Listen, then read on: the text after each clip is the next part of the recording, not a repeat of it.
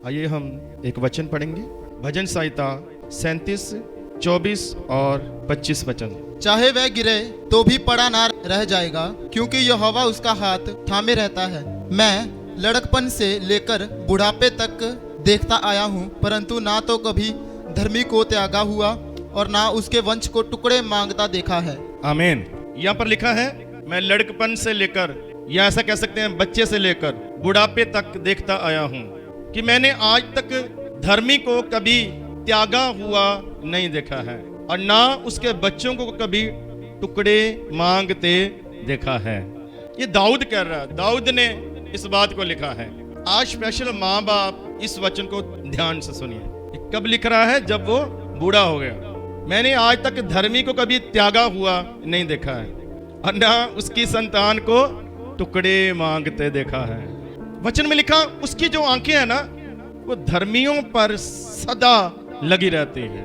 Bible में लिखा वो जब मुझसे डरने वालों ने प्रार्थना की तो मैंने कान झुकाकर उनकी प्रार्थना को सुना है। जैसे कई बार किसी की आवाज कान लगाकर सुनते हैं ना, ध्यान से सुना है। मतलब बाइबल में लिखा कि धर्मियों पर बहुत सारी मुसीबतें आ सकती है या आएंगी, लेकिन घबराने की जरूरत नहीं। यहोवा परमेश्वर उन मुसीबतों से निकाल लेता है। हालेलुया। तो दाऊद कहता मैं बूढ़ा हो गया, आज तक परमेश्वर की ओर से धर्मी को त्यागा हुआ नहीं देखा। कई बार अपने जीवन में ठगा हुआ महसूस करते हैं, कई बार अपने जीवन में अकेला महसूस करते हैं, कई बार हमारे जीवन में कई तरह की निराशाएं आ जाती है। यहां पर लिखा वो गिरेगा लेकिन गिरा नहीं रहेगा। धर्मी की बात आई है। नीति वचन में लिखा धर्मी 7 बार भी गिर जाए ना तो भी वो उठ खड़ा होगा। हालेलुया। लेकिन ऐसा नहीं लिखा वहां पर कि धर्मी 7 बार गिरे तो कोई 7 बार उसको उठाएगा। नो, ऐसा नहीं लिखा। धर्मी में अपने आप में इतनी पावर है, अपने आप में इतनी ताकत है, उसकी धार्मिकता ही उसकी पावर है। 7 बार गिरेगा तो खुद खड़ा होगा, चाहे कोई हाथ बढ़ाए या ना बढ़ाए, चाहे कोई मदद करे या ना करे, चाहे कोई हेल्प करे चाहे ना करे, चाहे कोई साथ दे या ना दे, अगर गिर भी जाए तो खुद खड़ा होगा। यह ताकत है उसमें। हालेलुया। गिरा नहीं रहेगा लिखा है यहां। मैंने धर्मी को त्यागा हुआ नहीं देखा, ना धर्मी की संतान को टुकड़े मांगते देखा है। आपके बच्चे टुकड़े नहीं मांगेंगे, आपके बच्चे हाथ नहीं फैलाएंगे, आपके बच्चों का हाथ ऐसे नहीं होगा, आपके बच्चों का हाथ ऐसे होगा। हालेलुया। कौन विश्वास करता है इस बात के ऊपर?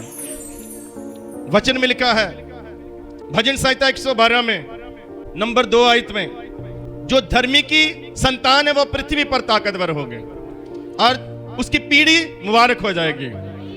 धर्मी की संतान मुबारक हो जाएगी। आमीन। हालेलुया।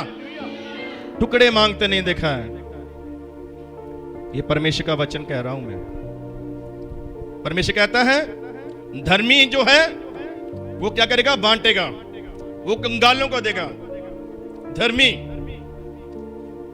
कुछ लोग कहते हैं धर्मी गरीब ही होते हैं। बाइबल कहती है, वो कहता है धन दौलत उसके घर में है। मैंने 2 हफ्ते पहले 112 नंबर जबूर पर बोला था, धन और दौलत उसके घर में है, धर्मी के घर में। हालेलुया। टुकड़े नहीं मांगेगी धर्मी की संतान। वो गिरी है तो गिरी नहीं रहेगी, धर्मी गिरा है तो गिरा नहीं रहेगा। हालेलुया। एक वचन और पढ़ दीजिए, नीति वचन 3 का 33 वचन पढ़ दीजिए। 3 का 33 वचन। दुष्ट के घर पर यहोवा का शाप और धर्मियों के वासस्थान पर उसकी आशीष होती है। आमीन। हालेलुया। यहां 2 जनों का जिक्र है, एक धर्मी का और एक दुष्ट का। नीति वचन की किताब धर्मी के बारे में और दुष्ट के बारे में दोनों के लिए बताती है। अब किसको कैसा बनना है ये हमारे ऊपर है। यहां पर लिखा कि दुष्टों के घर के ऊपर श्राप आता है, लेकिन यहां पर लिखा धर्मियों का निवास, धर्मियों के निवास स्थान पर यहोवा आशीष देता है। हालेलुया। दुष्टों के ऊपर खुद श्राप आता है, लेकिन धर्मियों के निवास स्थान पर, यानी आपके घर के ऊपर, आपकी फैमिली के ऊपर, मकान बिल्डिंग, उसके ऊपर भी आशीष आएगी। ये नहीं कि बिल्डिंग के ऊपर आशीष नहीं आएगी, बिल्डिंग के ऊपर भी आशीष होगी। और उसमें रहने वाली जो फैमिली है उसके ऊपर यहोवा आशीष देगा। लेकिन वो परिवार धर्मी होना चाहिए। प्रभु यीशु मसीह ने अधिकार दिया अपने शागिर्दों को, जिस नगर में जाओ उसमें पूछो लायक कौन है, लायक कौन है, और उसके घर में जाओ, उसके घर में रहो, उसी के घर से बाकी घरों में जाओ या बाकी नगर में जाओ सुसमाचार देने के लिए।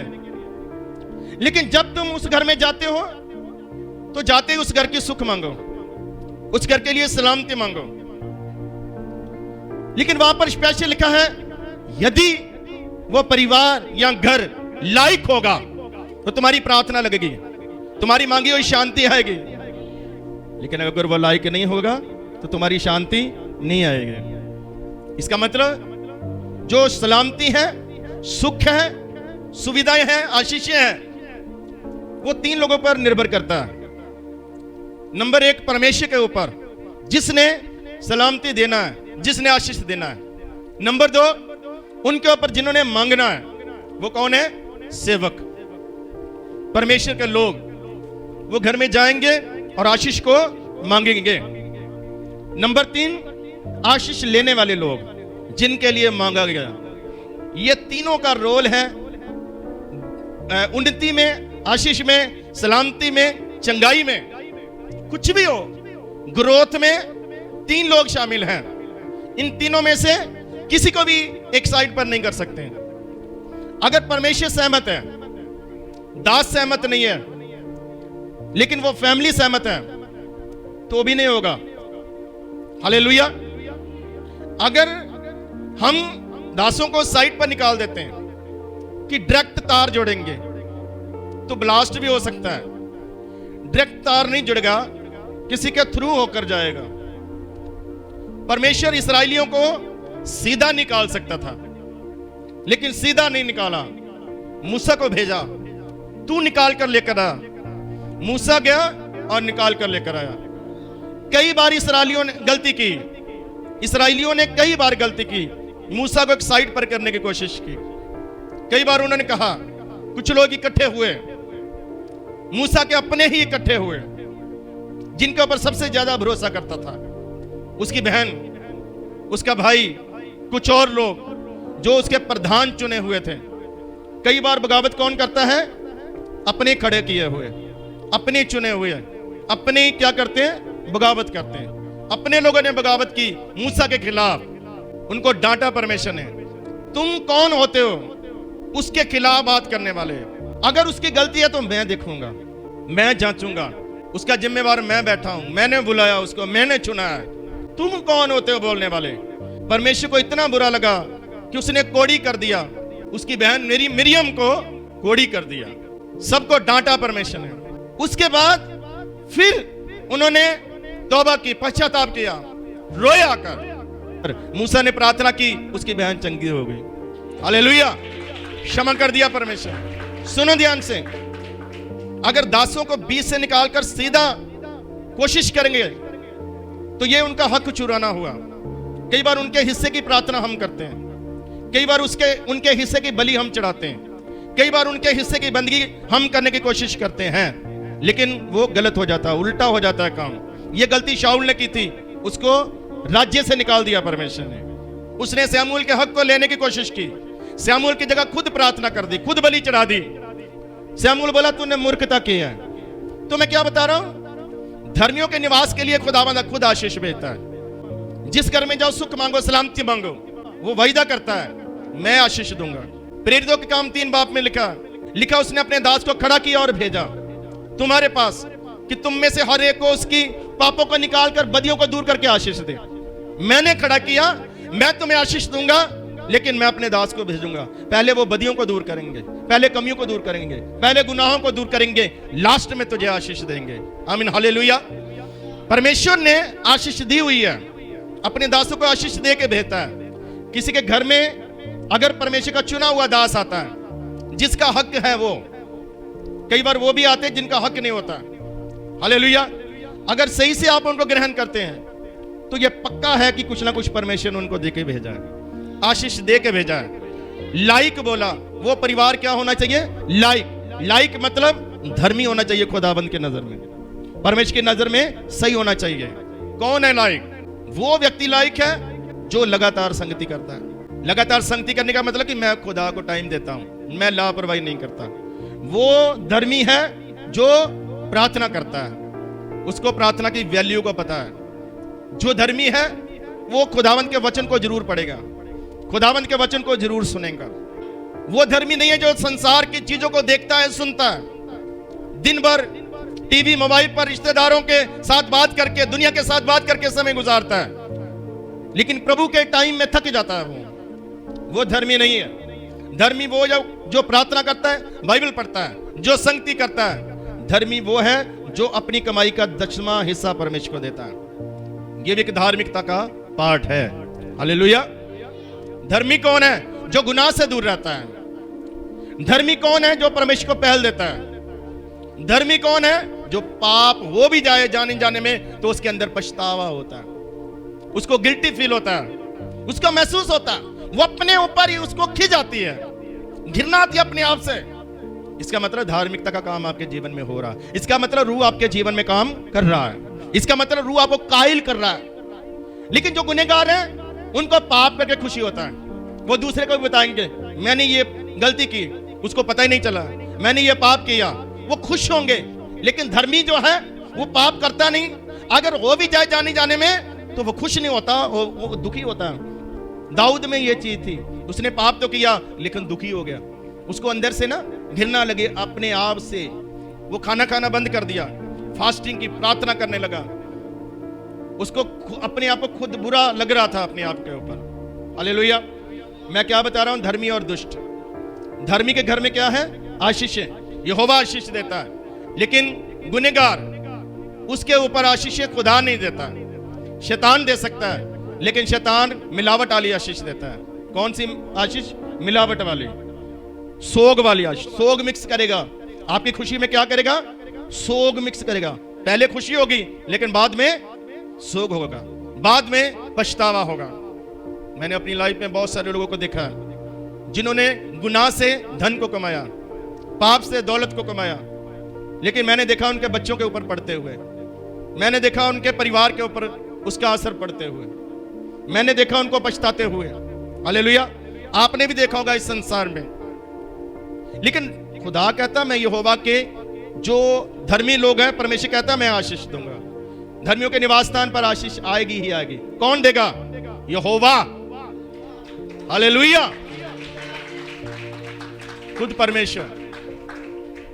सुनिए ध्यान से, एक होता है अनपढ़ और एक होता है पढ़ा लिखा।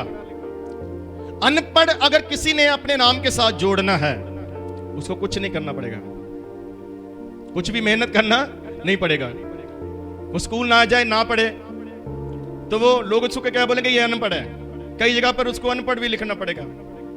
लेकिन अगर किसी को पढ़ा लिखा जोड़ना अपने नाम के साथ, उसको कहलाना है पढ़ा लिखा, लेकिन उसके लिए बहुत कुछ करना पड़ता है। उसको भी करना पड़ता है, उसके माँ बाप को भी करना पड़ता है। किधर से काम शुरू हो जाता है?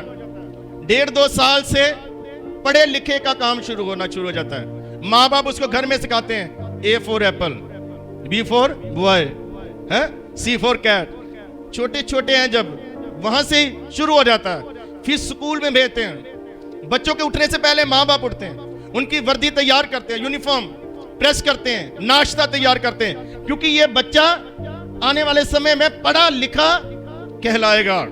लोग बोलेंगे ये क्या है? ये व्यक्ति भी पढ़ा लिखा है। हालेलुया। कितने साल लगते हैं ये बात किसी को बोलने में? कोई बोले आपको कितने साल लगेंगे? 2.5 साल से स्कूल में भेजना शुरू करते हैं, तो पढ़ते पढ़ते उसको वो 16-17 साल पढ़ता है। फिर लोग उसको जब देखते हैं ना, उसको टाई लगी हुई है, पेन लगा हुआ है, हाथ में बुक्स है, बैग है, हालेलुया, या अच्छी जॉब पर जाता है, अच्छी कंपनी का मालिक है, लोग कहेंगे ये अच्छा पढ़ा लिखा व्यक्ति था इसलिए आज सफल है। हालेलुया। तो अनपढ़ क्या करते हैं? चौक में खड़े होते हैं, ताश खेलते हैं, दोस्तों के साथ नशे में पड़कर फिर लूट मार करते हैं। लेकिन पढ़े लिखे कहलाने के लिए सालों साल लगते हैं। बच्चे को और माँ बाप को, उसके साथ जिस स्कूल में भेजा गया टीचर्स को, किस किस को मेहनत करनी पड़ती है एक बच्चे को यहां तक पहुंचाने में कि ये बच्चा पढ़ा लिखा है। इसी तरह गुनहगार कहलाने में कुछ भी करना नहीं पड़ता, ऑलरेडी हम गुनहगार हैं। आदम का पाप हमारे अंदर है, बचपन से हम गुनाह में अपना जीवन गुजारते हैं। लेकिन धर्मी कहलाने के लिए ना बहुत कुछ करना पड़ता है। हालेलुया कि ये धर्मी है। एक बात और, कई बार लोग तो धर्मी कह देते हैं। लोग क्या कह देते हैं? धर्मी। लोग कब धर्मी कहेंगे? लोग तब धर्मी कहेंगे, मत्ती की इंजील में लिखा है, प्रभु यीशु मसीह कहते हैं, जब तक तुम्हारा धर्म फरीसियों से, ग्रंथियों से बढ़कर नहीं होगा, तुम स्वर्ग के राज्य में नहीं जाओगे। इसका क्या मीनिंग है? हालेलुया कि तुम्हारा धर्म फरीसियों से, ग्रंथियों से कैसा होना चाहिए? बढ़कर। किसको बोल रहा? शागिर्दों को। अब वो तो ग्रंथी हैं, गुरु लोग हैं, रब्बी कहलाने वाले फरीसी लोग, उनसे क्यों बढ़कर होना चाहिए? प्रभु ने साथ में बोला, क्योंकि प्रभु ने कहा ये कहते तो हैं लेकिन करते नहीं। ये जो कहेंगे, व्यवस्था से कहेंगे, वो तुम मान लेना, लेकिन इनके जैसे काम मत करना। हालेलुया। ये मूसा की गद्दी के ऊपर है, ये जो कहेंगे उसको मान लेना। लेकिन लोग उनको धर्मी कहते थे। क्यों? क्योंकि वो लंबे लंबे चोले पहनते थे, वो व्हाइट वस्त्र पहनते थे, वो जाजकों वाले वस्त्र पहनते थे। आज किसी ने अगर धर्मी कहलाना हो लोगों से, तो भेष बदलो, कपड़े ऐसे पहनो, रूप ऐसा पहनो। आज दुनिया में बहुत सारे लोग ऐसे रूप बनाकर भेजते हैं, जिसका रूप देखकर हम बाबा कहते हैं, तपस्वी कहते हैं, आचार्य कहते हैं, पंडित कहते हैं, रब्बी कहते हैं, गुरु कहते हैं। क्या देखकर? रूप देखकर। भगवे कपड़े, वाइट कपड़े, येलो पन्ना, माथे पर तिलक है, बाल लंबे लंबे बढ़ाए हैं, जटें रखी हुई है, तो हम लोग क्या कहते हैं? ये बहुत पहुंचा हुआ है, ये कोई खास होगा, तो हम उनको कुछ देते भी हैं, ये अच्छा होगा। लीडर लोग भी अच्छा दिखने के लिए वाइट कपड़े ज्यादातर पहनते हैं। ज्यादातर कौन से कपड़े पहनेंगे लीडर लोग? वाइट। लेकिन वो अंदर से कैसे है सबको पता है, अंदर से कैसे है परमेश्वर को पता है, अंदर से कैसे उनको खुद को पता है। आज बाहर से धर्मी कहलाना हो तो आप भी रूप बदल कर कहलवा सकते हो। लोग बोलेंगे बहुत अच्छी बहन है, हालेलुया, बहुत अच्छा भाई है। किसी ने कहा जेडे मसीह लोग है ना, ऐतवार ਨੂੰ दूत लगते होंगे तो सोमवार ਨੂੰ भूत लगते होंगे। ऐतवार को बड़ा अच्छा लगेंगे, बहुत शोर मचाएंगे, फिर सोमवार से घर में शोर मचाएंगे। कौन सा? दुनियावी। हालेलुया। मसीह लोगों को अगर धार्मिकता में देखना तो संडे को देख सकते हैं। आज तो ट्रेंड बना हुआ है वाइट गारमेंट्स। कौन सी मीटिंग है? वाइट गारमेंट्स, सब वाइट वाइट, बड़ा अच्छा लगता है। हालेलुया। लेकिन एक टीवी में प्रोग्राम आता है ब्लैक एंड व्हाइट, देखा किसी ने? न्यूज का एक प्रोग्राम है ब्लैक एंड व्हाइट। वो बताते हैं कि कहां से व्हाइट था और कहां से ब्लैक था। इधर भी दूत जाते हैं ऊपर और न्यूज देते हैं परमेश्वर को कि बाहर से तो व्हाइट है लेकिन अंदर से क्या है? अंदर से ब्लैक ही है जी सब कुछ। परमेश्वर कहता है रद्द करो इनके व्हाइट गारमेंट्स। हालेलुया। बाहर से धर्मी नहीं लगना है, अंदर से धर्मी लगना है। प्रभु यीशु मसीह ने पता क्या बोला? धर्मियों को, फरीसियों को, ग्रंथियों को प्रभु यीशु मसीह कहते हैं तुम चूना फेरी हुई दीवार के जैसे लगते हो। क्या? रंग की हुई कब्र के समान, रंग की हुई दीवार के समान। अंदर क्या है और है, बाहर क्या है और है। हालेलुया। आज यही रंग चढ़ाया हुआ कई बार मसीह लोग भी चढ़ाते हैं। कुछ लोग नाम से धर्मी लगेंगे, यूसुफ, डेविड, पतरस, नाम बताएगा बहुत बड़ा नाम है, बहुत बड़ा धर्मी व्यक्ति है। हालेलुया। लेकिन वो जो पीटर नाम जिसने रखा हुआ है, वो पीटर है कि नहीं, ये उनके घर वालों से पूछ सकते हैं, समाज वालों से पूछ सकते हैं। हालेलुया। नाम से धर्मी कहलाना, कपड़ों से धर्मी कहलाना, भेष से धर्मी कहलाना, संसार बोलेगा, लेकिन खुदा किसको बोलेगा धर्मी? आज धर्मियों की बात कर रहा हूं, उनके बच्चों की आशीष की बात कर रहा हूं। हालेलुया। गुनहगार कहलाने के लिए, दुष्ट कहलाने के लिए कुछ नहीं करना, लेकिन धर्मी कहलाने के लिए वो भी किससे? परमेश्वर से। परमेश्वर बोले। हालेलुया। एक आयत पढ़िए, परमेश्वर ने किसी को बोला, उत्पत्ति की किताब उसका 6 अध्याय 9 आयत पढ़ दीजिए। 6 बाब 9 आयत।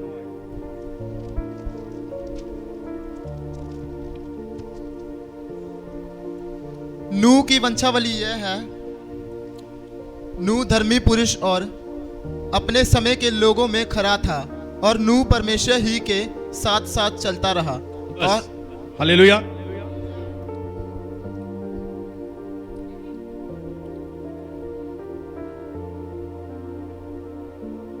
हाँ, एक आयत और पढ़ना है। 8 आयत पढ़िए, इसका ही 8, 6 का 8। परंतु यहोवा के अनुग्रह की दृष्टि नूह पर बनी रही। 9 भी पढ़ो। नूह की वंशावली यह है, नूह धर्मी पुरुष और अपने समय के लोगों में खरा था, और नूह परमेश्वर ही के साथ साथ चलता रहा। बस। हालेलुया। यहां पर लिखा, जब हम 5 से पढ़ते हैं तो लिखा परमेश्वर दुखी था इंसानों से, उसको दुख हो रहा था इंसान बनाने के लिए, ये मैंने कैसे इंसान बना दिए। तो उसके मन में आया सबको नाश कर दूंगा, पानी के साथ, जल के साथ, जल पर लो भेजूंगा, सब नाश कर दूंगा। लेकिन इतने करोड़ों लोगों में, लाखों लोगों में एक व्यक्ति है जिसके ऊपर कृपा दृष्टि है। हालेलुया। हालेलुया। आज आपके चारों तरफ बहुत सारे लोग हैं, आपके घर में बहुत सारे लोग हैं, आपके चर्च में बहुत सारे लोग हैं। कृपा दृष्टि किसके ऊपर है? कृपा दृष्टि नूह के ऊपर क्यों है?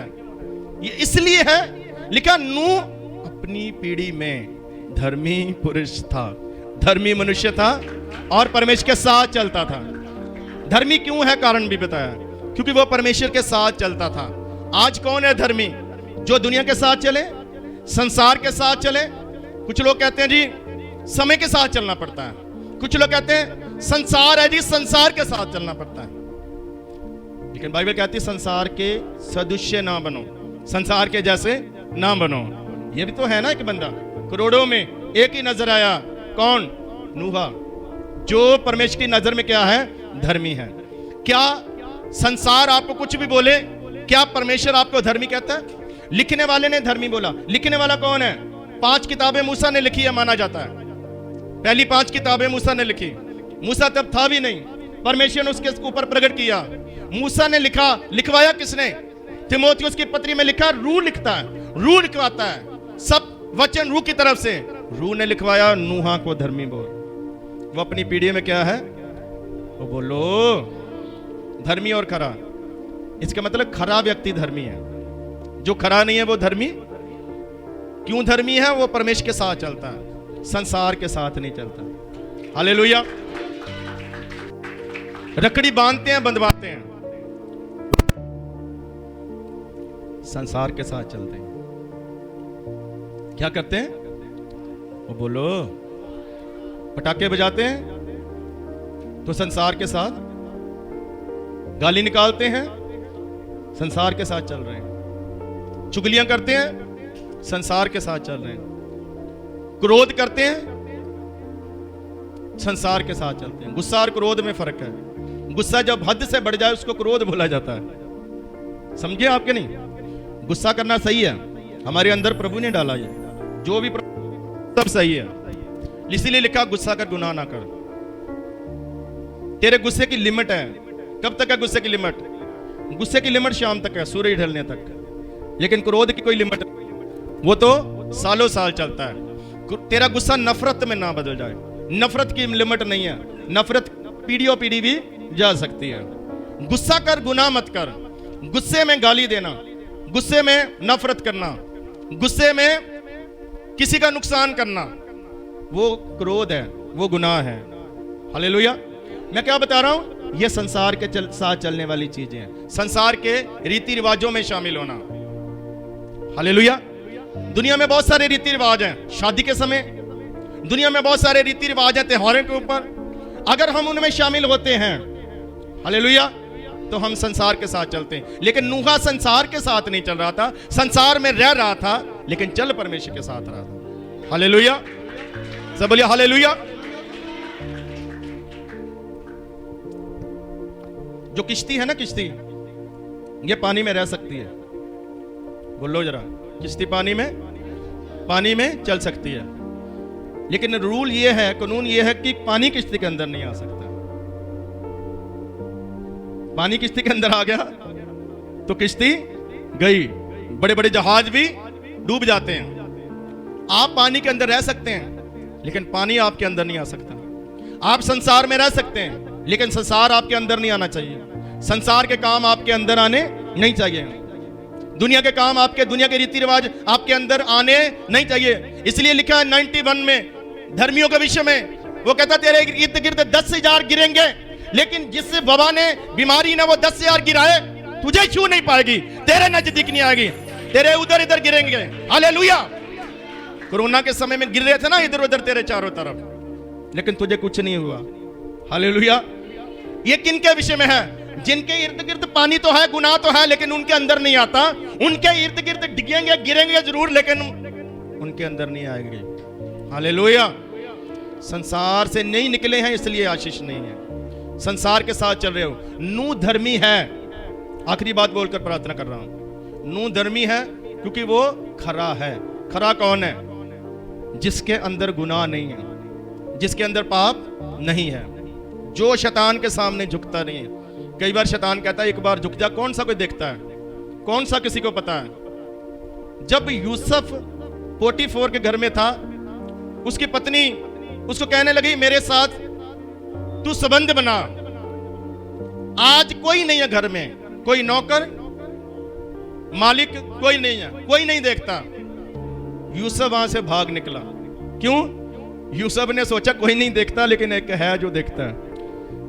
वो कौन है? परमेश्वर। हालेलुया। जब कोई नहीं देखता तो परमेश्वर दिखता है। आज शैतान कहता झुक जा एक बार सामने, कोई नहीं देखता, कोई नहीं जानता। तू कर ले गुनाह, तू मना ले त्योहार, फोटो मत डालना स्टेटस पर। तू स्टेटस डालेगा तो ही पता चलेगा ना किसी को, ऐसे तो पता नहीं चलेगा। हालेलुया। बाइबल में लिखा है जो गुनाह छुपाता है कामयाब नहीं होता, लेकिन जो मानकर छोड़ देता है वो कामयाब होता है। छुपाने वाला, छुपाएंगे किससे? छुपा ही नहीं सकते। खराई होनी चाहिए जीवन में। खरा व्यक्ति धर्मी है और परमेश्वर के साथ चलने वाला धर्मी। प्रभु के साथ चल रहे हो कि नहीं? हालेलुया। जो प्रभु के साथ चलते हैं वो दुनिया को नहीं देखते, दुनिया की नहीं सुनते, लोगों की परवाह नहीं करते। जिन्होंने परवाह नहीं की वही चल सकते हैं परमेश्वर के साथ। और जो परमेश्वर के साथ चलते हैं, लिखा है बाइबल में हनोक के विषय में 300 साल चला परमेश्वर के साथ और परमेश्वर ने उसको जीवित उठा लिया। हालेलुया। जो परमेश्वर के साथ चलेगा उसके लिए स्पेशल होगा, परमेश्वर उसको स्पेशल आशीष देगा, वो जीवित रहेगा। बाइबल कहती है हालेलुया, खुदावंद को वह प्रसन्न करेगा। धर्मी की संतान आशीष को हासिल करेगी। धर्मी के निवास स्थान पर क्या है?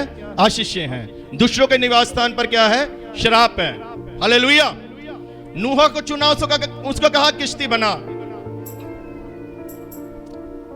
क्या बना? उस किश्ती को बना ले, मैं दुनिया को खत्म कर दूंगा। पानी आएगा, बारिश होगी, तू भी जाना उस किश्ती में, तेरी फैमिली भी जाए। आखिरी बात है, तू भी जाना और तेरा परिवार भी बच जाएगा। लेकिन बाइबल कहती नूह के ऊपर कृपा दृष्टि थी, लेकिन यह नहीं लिखा कि उसके परिवार भी धर्मी था। एक ही बंदे का लिखा, लेकिन बचाव के लिए नूह भी बचेगा, उसका परिवार भी बचेगा। इसका मतलब अगर आप धर्मी हैं, तो अगर आप अपने धर्म में कायम हैं, तो आप अपने परिवार को किश्ती में लेकर जा सकते हो। आप अपने परिवार को बचा सकते हो। हालेलुया।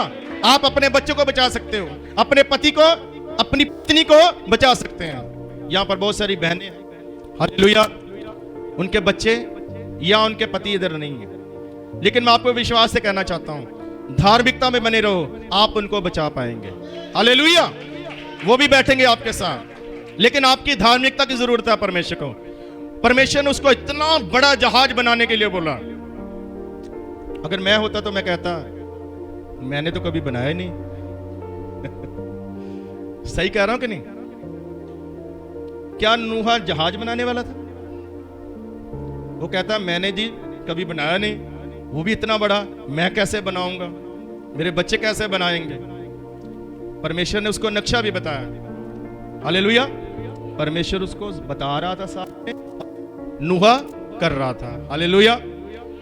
कई बार आप सोचते हैं मैं ये काम नहीं कर पाऊंगा, मैं ये चीज नहीं कर पाऊंगा। परमेश्वर कहता है शुरू कर, मैं तेरे साथ, मैं तुझे बताऊंगा, मैं तुझे चलाऊंगा, मैं तेरा हाथ पकड़ूंगा, मैं तुझे समझ दूंगा, बुद्धि दूंगा। वो कहता है बोलने वाला तू नहीं होगा, आत्मा होगा, तू खड़े हो जाना। हालेलुया। सो मैं आपसे कहना चाहता हूं आखिरी बात कि नूहा जो है उसने इनकार नहीं किया। आज्ञा में इनकार मत करो। जो नहीं भी हो सकता वो भी करो। हालेलुया। जो मुश्किल है वो भी करो, जो नामुमकिन है वो भी करो।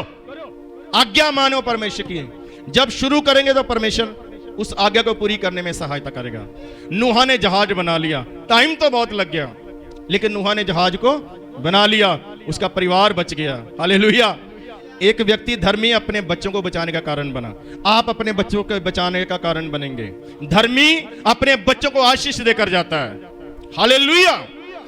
धर्मी अपने परिवार के लिए आशीष ठहरता है। धर्मियों के निवास स्थान पर क्या है? बरकत है। धर्मियों के निवास स्थान पर क्या है? श्राप है। तो अब आपको अपनी फैमिली पर श्राप लेना या आशीष लेना, ये आपके ऊपर है।